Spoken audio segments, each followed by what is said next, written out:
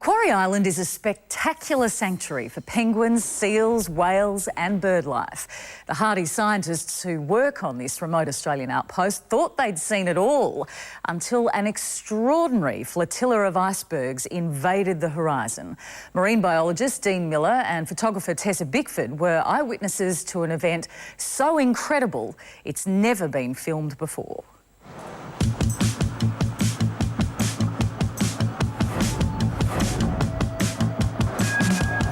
Being back in the city is a jarring experience. It's a real shock to your senses. Sirens and buskers and people walking and talking and cars flying past. Just a few weeks ago, we were in another world. Macquarie Island is this very remote, tiny island in the middle of the Southern Ocean. You have to spend several days to get there. And once you're there, it's this absolute wonderland of wildlife. It tickles all of your senses.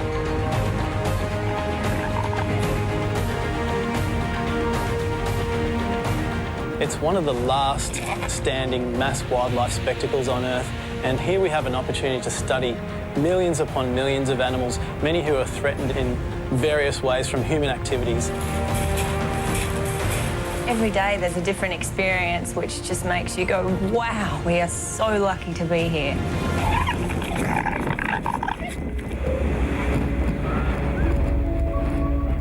Tess and I were on our way over North Head towards a seal colony one morning, and we peered over the top and can see in the distance on the horizon this huge white, what looked like a block of ice.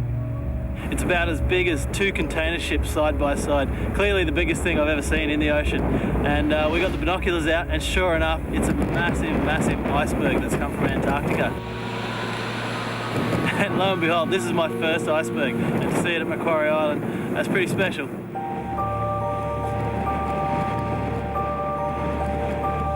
For close to a month, we had probably about 50 icebergs float past the island or even wedge themselves in the bay. It became quite a passion for everyone on the station to wake up, and the first thing that you did every morning was look at the horizon and just see where the new iceberg was. Having the white caps on the waves and the icebergs in the background, you can't help but think, you know, you're looking at an oil painting or something like that. It really is kind of mind-blowing. They are alive. You know, they're not just a big chunk of ice sitting there not moving. They're constantly spinning and, you know, rocking from side to side, and they've got waves crashing over them, and they're always changing shape and moving and bits breaking off. After floating 1,500 kilometres from the Antarctic continent, we've had an iceberg run aground here about 1 kilometre offshore. Now, the waves are starting to break it up, which is why we're seeing all these little bits and pieces of ice, or bergy bits as they're called, wash up on the beach. And the most incredible thing is that when you pick one of these things up and take a good look, you can see tiny, tiny gas bubbles trapped.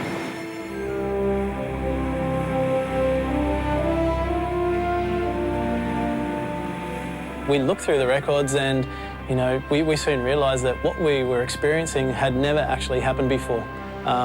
There'd only ever been a handful of icebergs come past the island, and often, you know, one every 10 years or so. And here we had 50 coming past, and it was out of this world.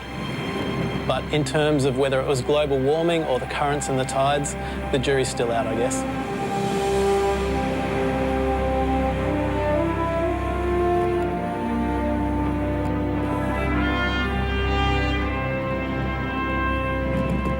Going back again this time as fur seal researchers, we were so much better prepared and ready for what the season was going to hold for us. In the early 1800s, the fur seals were wiped out for their furs, and 200 years later, the breeding population has produced 235 pups. So you can see that it's such a slow recovery. We basically use their little tags to do a roll call of all the seals on the island. Each day we just go out and tick off every one that we see so that we can record any new ones that have come ashore, and also so that we know which ones aren't there on that particular day. So that means that they're probably off fishing.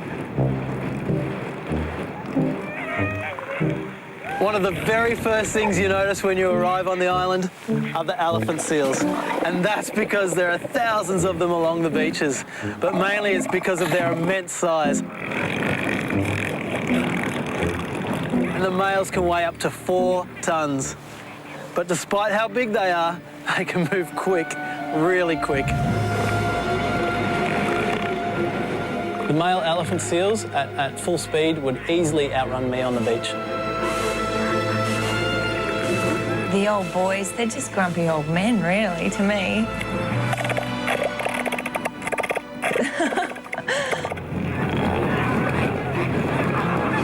A larger growl will indicate I'm bigger, I'm stronger, I'm more fit, stay away.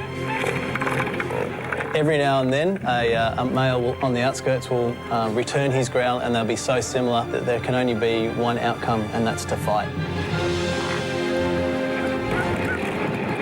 Comes over at 1,000,000 miles an hour with all his force, with all his power.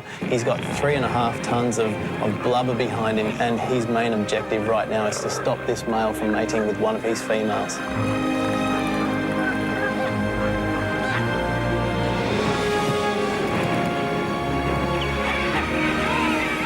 Right behind me here is the Royal Penguin Colony chattering away. You look across it and it's just a sea of little black and white faces looking back at you. And the closer you watch these little guys, you see that every one of them is doing their own funny little thing. It's so entertaining. You could literally sit here all day watching them without getting bored.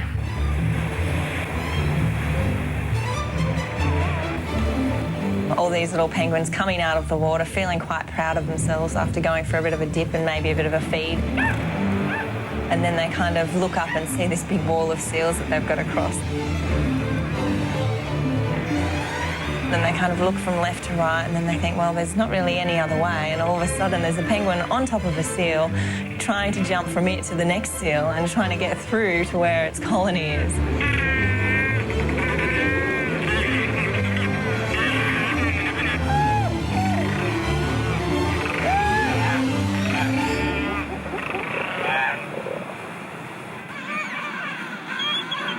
The juvenile king penguins are so well suited for that cold weather, unlike us humans who rock up there with many external layers to try and keep ourselves warm.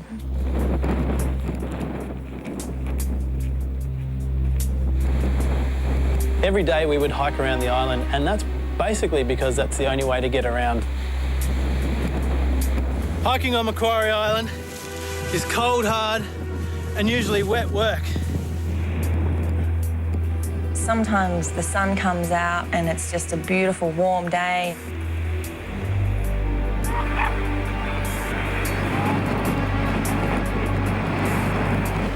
And then it can just turn so quickly into sleet and snow and 65-knot winds.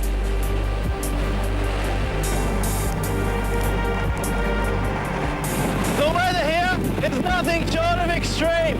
While the summer temperatures range between about 2 and 7 degrees Celsius, what makes this place really dangerous are the freezing cold winds. And today, it's gusting to well over 100 kilometres per hour. And even though I'm wearing protective clothing, this wind is still cutting straight through me.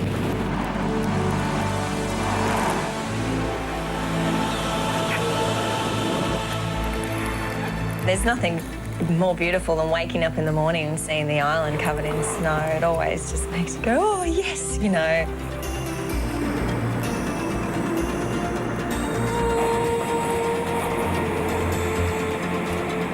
This new energy that comes to the island, it's kind of like being up at one of the snowfields and watching all the kids play fighting in the snow, and the elephant seal pups are fighting each other, and it's just an exciting time for everyone, I think.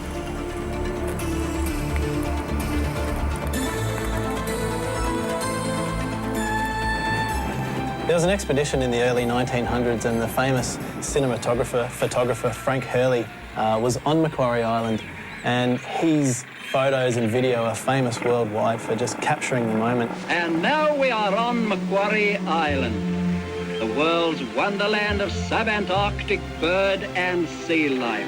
The early inhabitants of the island brought with them rabbits so they could have fresh meat to eat. But the rabbits have got out of control, and like rabbits do, they've bred very quickly. The numbers are in the hundreds of thousands now, and what they've done to the island is basically devastate the vegetation and the ground stability. Earth has basically come tumbling down on penguin colonies or have destroyed albatross nests. It's really very upsetting to see, you know, threatened species such as the albatross losing nests and losing their habitat because of the rabbits on the island. But at the moment, the Tasmanian Parks and Wildlife Service and the Australian government are undertaking a rabbit, rat and mouse eradication, and I'd love to be able to go back in a couple of years and see, after the eradication has occurred, how quick the vegetation's going to bounce back. Look, it's pretty much the last hour for the vegetation on the island, and I really hope that they get them this time.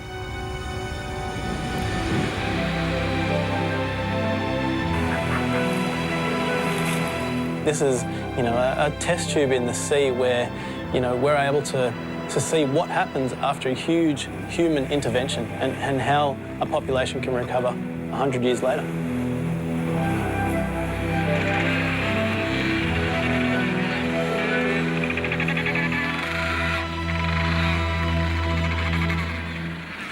And the ambitious project to eradicate Macquarie Island's feral pests will happen this winter.